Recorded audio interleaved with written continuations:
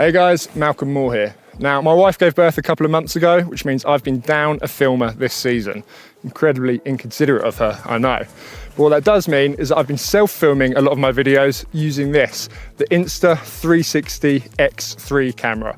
It's an awesome little camera, and in today's video, I want to show you how I film myself, different ways you can hold it, different angles you can get. But more importantly, I want to show you how you can then analyze that footage of yourself, analyze your own riding, spot problems in your riding, and make a plan of how to get better. So even if you don't have one of these cameras, this video will still give you some good tips on what to look for in yourself and other people's riding. So right now I'm recording in me mode, which to be honest is the mode that I use most of the time. You simply hit the button, press record, there's no keyframing, anything like that to do. The camera knows just to point back and film yourself. And because you don't need to film that full 360 bubble, the camera actually has a bit more processing power to allow it to give you a better image quality and also at higher frame rates, which is good if you want to put it into slow motion to analyze some of the movements you're making whilst you're riding a little bit better.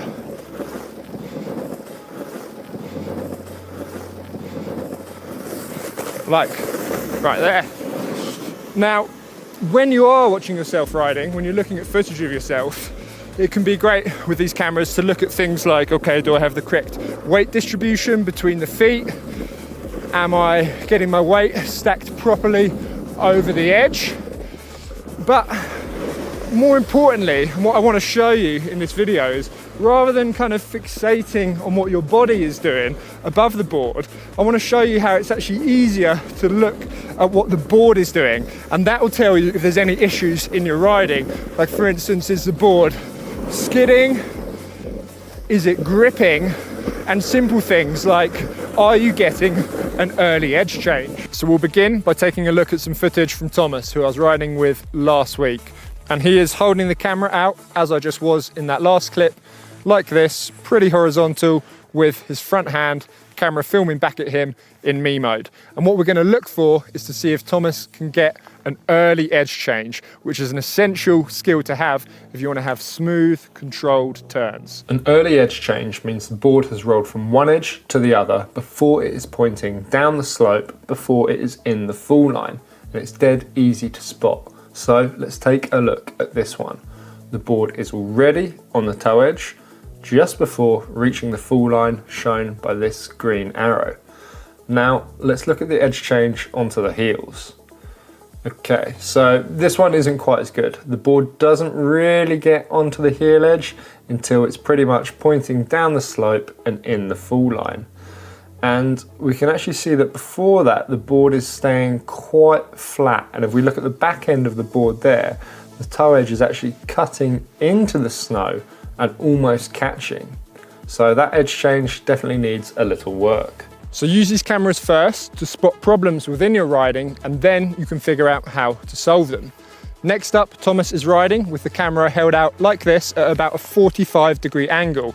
This will give us a better view down at his board, and we'll be able to see whether it's skidding or gripping. I'm going to show you why it is skidding in Thomas's case and what he needs to do to solve that problem. But you will also see how that skid on the heel side is linked to the lack of an early edge change we spotted just before. This isn't my favourite angle for filming, as it somewhat flattens the slope. We're actually on a steeper red run here.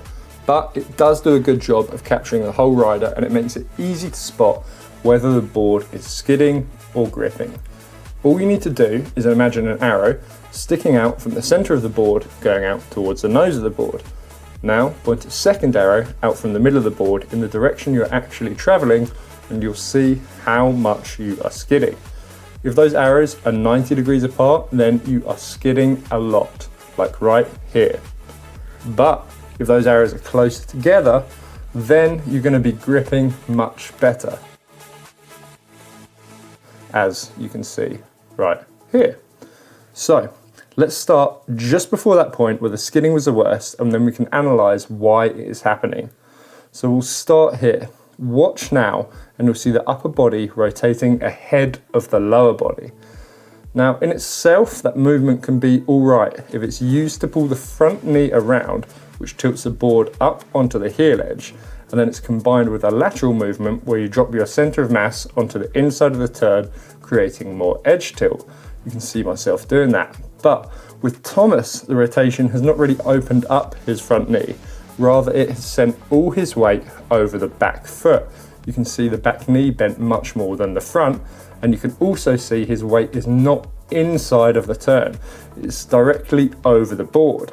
Thus, the board stays flat, and because of this, the bent back knee then just pushes the back end of the board around into a skid, rather than pushing it through the arc of the turn, as you can see here.